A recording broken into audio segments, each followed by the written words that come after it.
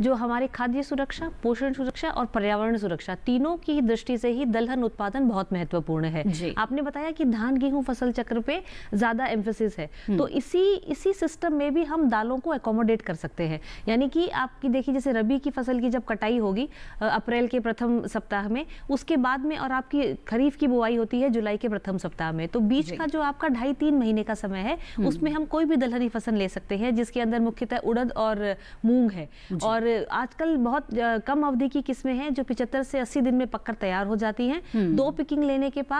बाद में आप उसको मिट्टी पलटने वाले उससे उसकी जुताई कर दें, तो उससे मृदा की उर्वरा शक्ति भी बढ़ती है। जिस मिशन की आपने बात की, जो 11 अक्टूबर 2025 में माननीय प्रधानमंत्री महोदय के द्वारा उसकी शुरुआत की गई, उसमें भी जो नॉर्थ ईस्ट एरिया है, उसमें 4 मिलियन हेक्टेयर क्षेत्रफल ऐसा है जो राइस के बाद में हम फैलो यानी कि कोई और फसल नहीं लेते, हम वहां फिट कर सकते हैं पल्सेस को। इंटरक्रॉपिंग के बारे में डॉक्टर मीना ने बताया, जो आपकी वाइड स्पेस्ड क्रॉप्स है, मान लीजिए आप मक्का लेते हैं या गन्ना है, उनमें बहुत ही बेहतर तरीके से हम इन फसलों को बीच में ले सकते हैं, क्योंकि इनका बढ़ाव ज्यादा नहीं होता है। और उसके अलावा हम कहते हैं ब्रेक क्रॉप, जहां पे आप धान गेहूं फसल चक्र लगातार लेते आए हैं, उनमें 2 या 3 सालों में एक बार या तो आप रबी में या खरीफ में एक दलहनी फसल को इंट्रोड्यूस करके, इस तरह से हम उसी एग्जिस्टिंग एरिया में पल्सेस के एरिया को एक्सपेंड कर सकते हैं।